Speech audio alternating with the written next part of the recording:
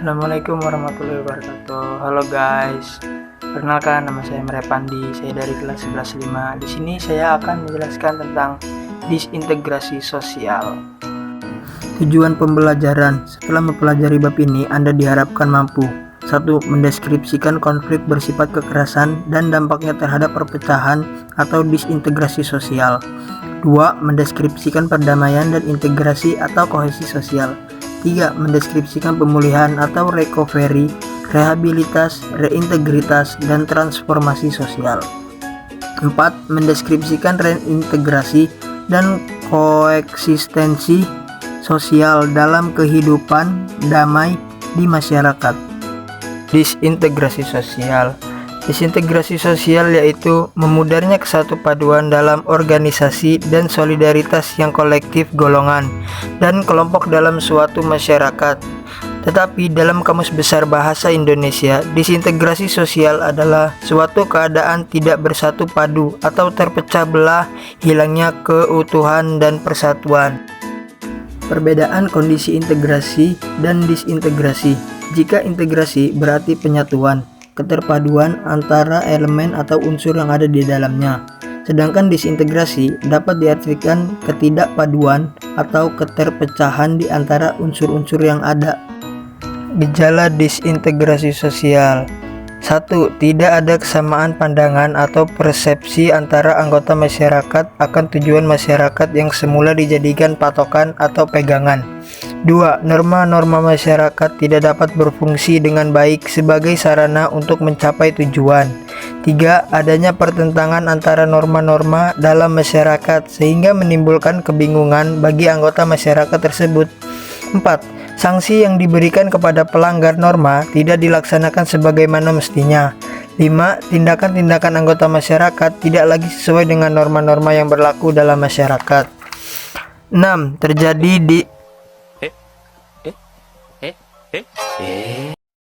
Terjadi interaksi sosial yang ditandai dengan proses sosial yang disosiatif. Kesenjangan hidup. Kesenjangan hidup itu ada beberapa macam. Pertama, konsumtif. Konsumtif ditandai dengan keinginan belanja tinggi yang muncul secara tiba-tiba. Secara umum, motivasinya muncul dari dorongan emosional yang meliputi rasa takut kehilangan momentum. Contohnya, belanja barang-barang yang tidak diperlukan secara online ketika promo besar-besaran. Dan selanjutnya, materialistis. Materialistis adalah terlalu mementingkan kenyamanan fisik atau perolehan kekayaan dan materi harta benda, bukan dengan nilai-nilai spiritual, intelektual, atau budaya. Contohnya, membeli mobil alih-alih membina persahabatan baru, membeli komputer baru saat sedih daripada pergi ke gereja ataupun tempat beribadah lainnya. Yang ketiga, hedonisme adalah gaya hidup yang berfokus mencari kesenangan dan kepuasan tanpa batas. Contohnya, mentraktir teman dengan uang hasil berhutang, memilih makanan enak setiap saat. Selanjutnya ada westernisasi. Westernisasi adalah fenomena sosial, budaya, politik di mana unsur-unsur budaya barat terutama Eropa yang menyebar dan memengaruhi budaya, nilai-nilai dan gaya hidup masyarakat. Contohnya, gaya hidup yang bermewah-mewahan dan rambut yang dipirang-pirangkan.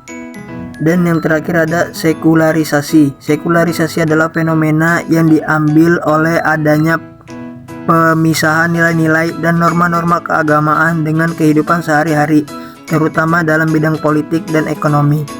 Contohnya, ada orang yang mengaku beragama tidak mau memberikan sedekah atau hal-hal duniawi seperti pembangunan jalan raya atau rumah sakit sebagai fasilitas umum.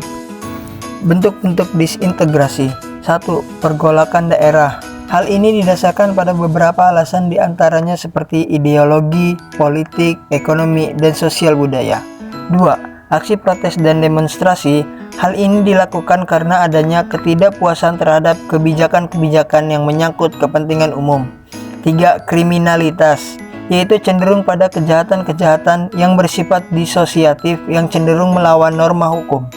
4. Kenakalan remaja.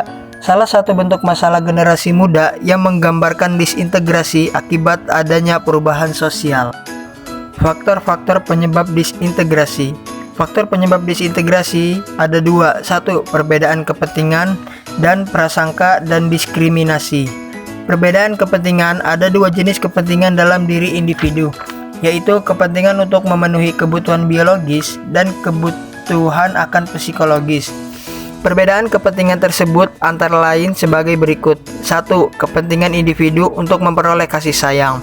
2. Kepentingan individu untuk memperoleh harga diri. 3. Kepentingan individu untuk memperoleh penghargaan yang sama. 4. Kepentingan individu untuk memperoleh posisi dan potensi.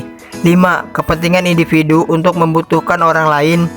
6. Kepentingan individu untuk memperoleh kedudukan dalam kelompoknya.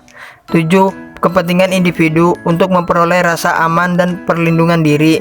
8. Kepentingan individu untuk memperoleh kemerdekaan. Dan prasangka dan diskriminasi. Dua hal tersebut memiliki relevansi yang dapat mengancam pose integrasi dalam masyarakat.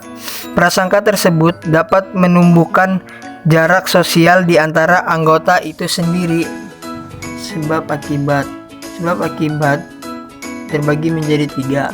1. Pendekatan historis. Pendekatan historis didasarkan pada pertentangan kelas atas dan bawah.